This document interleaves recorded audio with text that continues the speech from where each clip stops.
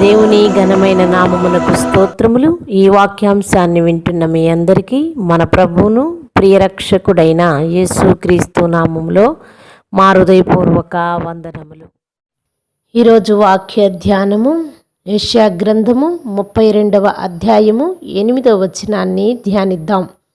గనులు ఘనకార్యములు కల్పించెదరు, వారు ఘనకార్యములను బట్టి నిలుచుదురు. ఆమేన్. ఘనులు ఘనకార్యములు చేస్తారని పరిశుద్ధ గ్రంథం బోధిస్తూ ఉంది. ఘనబుద్ధి గలవారు ఘనకార్యాల్ని చేస్తారు. అంటే గొప్ప బుద్ధిమంతులు గొప్ప కార్యాలని చేస్తారు. వారి యొక్క ఘనకార్యముల మూలంగా వారు నిలిచి ఉంటారు అని బైబిల్ బోధిస్తుంది.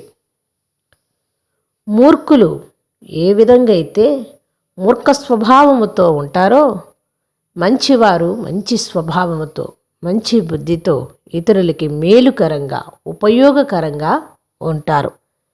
ప్రియ సహోదరుడా సహోదరి, అట్టి ఘనకార్యములు నీవు నేను చేయగలిగి ఉండాలి అంటూ మరి దేవుని వాక్యము సెలవిస్తూ ఉంది. ఆయన వైపే చూస్తూ, దేవాది దేవుని వైపు చూస్తూ అట్టి కార్యములు చేసేవారిగా ఉండాలి. అయితే వారిలో ఉదార స్వభావం ఉంటుంది. వారి ఉద్దేశాలు కూడా ఉదారంగా ఉంటాయి. ఘనకార్యములు అందుకే చేయగలుగుతారు. ఘనకార్యమనంగా వారే గొప్ప ఇళ్ళు నిర్మించుకొని వారే గొప్పగా జీవించటం కాదు, కానీ ఇతరుల కొరకు మేలుకరంగా వారు శ్రమలో ఉన్నా, బాధలో ఉన్నా, ఇబ్బందిలో ఉన్నా వారి స్వభావము ఉదారంగా ఉంటుంది. వారి స్వభావము మంచి చేయటానికి పట్టుదలగా ఉంటుంది. వారు పనులు చేస్తూ ఉంటే అనేక మంది కుటుంబాలకు మేలు కలుగుతూ ఉంటుంది. అట్టి వారిని గనులు అంటారు. గనులు అంటే సంపన్నులు కాదు, ఘనకార్యములు చేసేవారినే గనులు అంటారు. పరిశుద్ధ గ్రంథం ఈ విధంగా సెలవిస్తుంది. వారిలో ఉదార స్వభావం ఉంటుంది, వారిలో ప్రేమ ఉంటుంది, వారు ఎదుటివారికి మేలుకరంగా ఉంటారు అని బైబిల్ బోధిస్తుంది.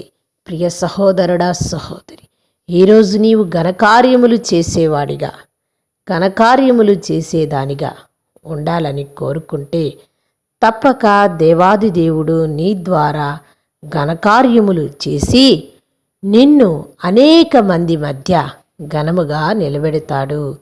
ప్రియ సహోదరుడా సహోదరి, ఈరోజు నీవు నేను కూడా అట్టి స్థితిని కలిగి ఉండాలని వినుచున్న వారికి మాకును అట్టి జ్ఞానము దయచేయమని ప్రార్థిద్దామా? చిన్న ప్రార్థన చేసుకుందాం. మహాపరిశుద్ధుడా, మిక్కిలిగా మమ్ము ప్రేమించే మా పరలోకపు తండ్రి, మీ దివ్యమైన పాదములకు కృతజ్ఞతాస్తోత్రములు. నాయనా, ఘనులు ఘనకార్యములు చేస్తారని, అవి ఘనముగా నిలబెడతావని మీ మాటలు సెలవిచ్చిన ప్రకారం అట్టి ఉదార స్వభావాన్ని మాకు దయచేసి అట్టి పట్టుదలను, అట్టి పనులను చేయుటకు సహాయము చేయమని వినుచున్న వారికి మాకును అట్టి జ్ఞానము దయచేయమని యేసునామమున ప్రార్థిస్తున్నాం మా పరలోకపు తండ్రి. ఆమేన్.